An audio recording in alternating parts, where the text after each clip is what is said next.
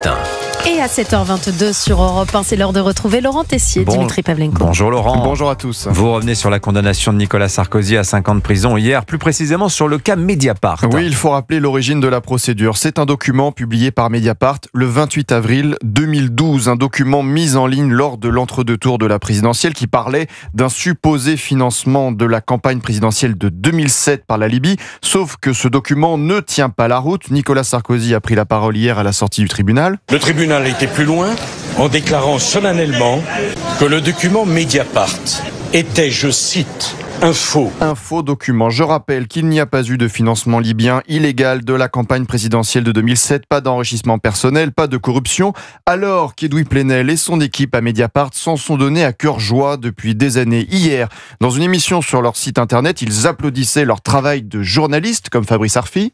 C'est notre rôle social, c'est d'informer à partir de faits d'intérêt général et vérifiés. C'est pourquoi c'est peut-être l'aboutissement d'une étincelle déclenchée par un journal Mediapart qui a quand même écrit depuis 14 ans 200 articles. Informé avec un faux document. Et Mediapart a ensuite alimenté toute une histoire. Sur leur site, vous trouvez ce dossier de 200 articles, l'argent libyen de Sarkozy. Vous avez le 12 mars 2012, Kadhafi aurait financé Sarkozy, un montant de 50 millions d'euros, une banque suisse et un compte à Panama sont évoqués dans ce document consulté par Mediapart. C'est faux.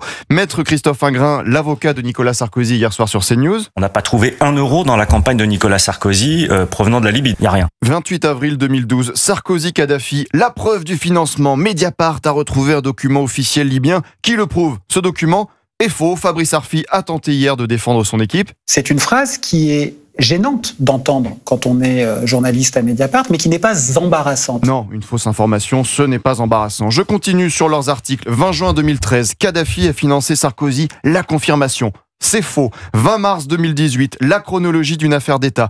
Mais Mediapart, Dimitri, est défendu sur ce faux document, comme hier soir, avec la chef adjointe du service police-justice de BFM. Qu'aurait-on dit des journalistes qui ont connaissance d'un document qui leur est donné à ce moment-là, de le retenir parce qu'on est dans l'entre-deux-tours? Un journaliste, quand il a une information, ne retient pas l'information. C'est notre rôle de journaliste. Et hier soir, en vidéo sur le site de Mediapart, 1 heure d'émission en plateau, Ludovic Fria, président de l'USM, l'Union syndicale des magistrats, syndicat auquel appartenait Nathalie Gavarino, la présidente du tribunal qui a condamné Nicolas Sarkozy. Objectivement, mais qui peut croire ça? Que des juges voudraient se venger d'une soi-disant injure? Non, la justice politique en France, ça n'existe pas. Pas de financement libyen, pas de corruption, pas d'enrichissement personnel, mais 5 ans de prison, on peut s'interroger. Merci beaucoup Laurent Tessier qu'on retrouve tous les après-midi sur Europe 1 du lundi au vendredi.